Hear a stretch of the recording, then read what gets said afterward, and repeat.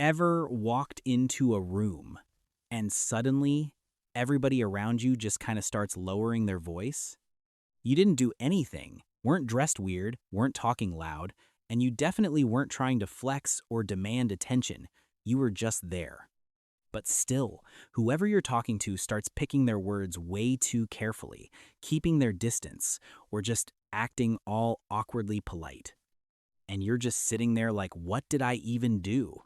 Maybe someone straight up told you, honestly, at first I thought you were terrifying, or you just look so cold, or maybe you just noticed people rarely come up to you first. It's not because they hate you, it's just that something about the way you carry yourself, something tiny, so small you don't even notice, it makes them totally clueless on how to approach you. Today, we're diving into 7 signs that you're intimidating people without even realizing it. And trust me, it is not your fault. Sign 1. Silence doesn't make you uncomfortable. In everyday conversations, silence is like a ghost. Just watch. When a conversation suddenly drops into a silence that lasts more than 3 seconds, you'll see the other person start getting twitchy, looking around, picking up their phone, faking some random story about the weather just to fill the air. Why are they so terrified of silence? Evolutionary psychology puts it pretty simple. Back in the day, our ancestors lived in tribes. Noise and talking meant safety, it meant you still belonged to the group. When things go quiet. The amygdala in the brain. The literal danger detector starts ringing the alarm. Crap, something's wrong. They start second-guessing themselves. Did I say something stupid? Do they hate me now? But you? You're different. You think silence is completely normal. You can sit across from someone at a coffee shop, say absolutely nothing, and feel totally fine. To you, silence is just a pause to digest information. It's time to think things through so you can actually say something of quality, instead of just talking trash to entertain people. But that exact calmness, that total composure of yours, accidentally puts a suffocating amount of pressure on the other person. They're scrambling to break the ice, while you're just sitting there, quiet as a still lake. In the art of psychological mind games, whoever is more comfortable with silence holds all the power. People are scared of you because they can't read what the hell is going on inside your head. Sign 2, you stay out of the drama. Just look at office cliques or friend groups nowadays. What's the fastest way people bond? It's not some shared life purpose, it's drama. It's sitting around talking trash about the boss, exposing a coworker, or jumping on a hate train to bash someone online. It's a toxic bonding mechanism where people use shared hatred to quietly signal, I'm on your side, we're safe. But you choose to take a step back. Hear a rumor? You just let it sit there. No judgment, no throwing fuel on the fire. You refuse to let your emotions get jerked around by stories that have absolutely nothing to do with your life.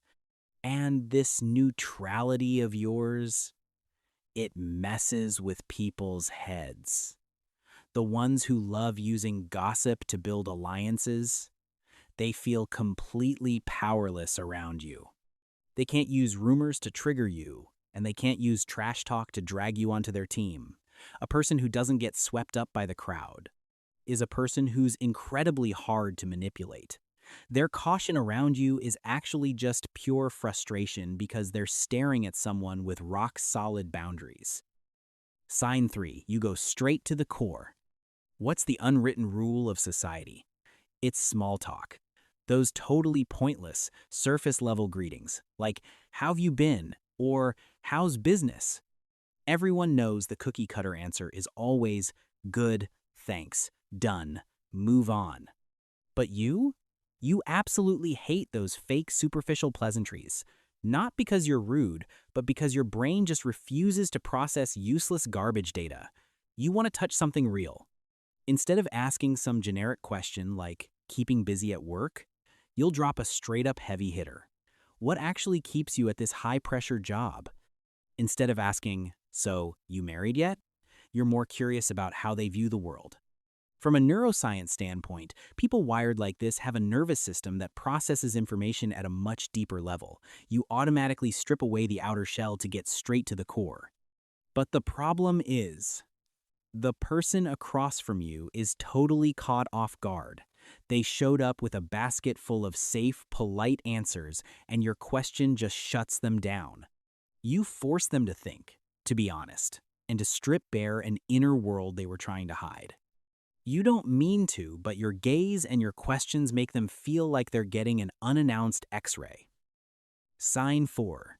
You don't lose your cool during conflict. When an argument breaks out, what's the human instinct? To scream. To talk faster, louder, just to crush the other person with pure emotion. In psychology, there's this thing called emotional mirroring. When I'm mad at you, I unconsciously want you to get mad right back at me. That way I feel heard. Like my anger actually carries some weight. But you? You refuse to hand them that mirror. While the other person is literally erupting like a volcano, you suddenly switch off your emotions and fire up your prefrontal cortex just to stay completely sharp. Your voice drops, your pacing slows down. You separate the feelings from the facts, and you just ask, all right, so how do we fix this? And that mismatch. Man, it is insanely frustrating for them. They're expecting a massive explosive showdown, but you're just looking at them like a toddler throwing a tantrum. See, your calmness in that moment isn't seen as a good thing. They translate it as arrogance, contempt, or straight-up coldness. They lose their minds because they realize they can't do a single thing to shake your rock-solid composure. Sign 5. You say no, and you don't explain yourself. What's the chronic illness of our generation? It's people-pleasing. Since we were kids, we've been brainwashed into thinking that saying no makes you selfish or uncooperative. So, just to turn down a happy hour invite or some toxic favor, people resort to the sandwich technique. They stuff their refusal between a massive pile of lame excuses, non-stop apologies, and fake promises to make it up next time, all just to stop themselves from feeling guilty. But you? You don't have time for that. Figuring out who you are has helped you draw a rock-solid borderline around your time and energy. Crosses the line? No, I can't make it. Short, direct. No long-winded explanations, no hiding behind some crazy excuse. To you, no is a complete sentence. It shows you respect both of your time. But to the types who love to negotiate or use guilt trips to force people into things, your firmness is like a reinforced concrete wall. You leave them zero wiggle room. They look at you and call you rigid or cold. But honestly, they're just terrified of someone who can't be manipulated by guilt. Sign 6. You observe way more than you talk. In a group, what is everybody usually busy doing?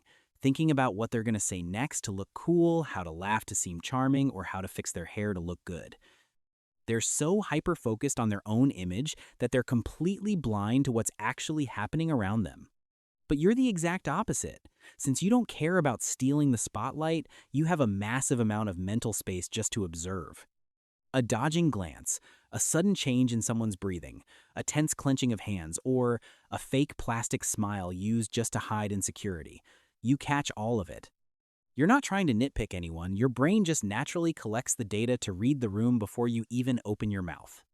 And that level of insight, man, it creates this invisible pressure. Human instinct is incredibly sharp. People can instantly feel when someone is looking straight through their mask.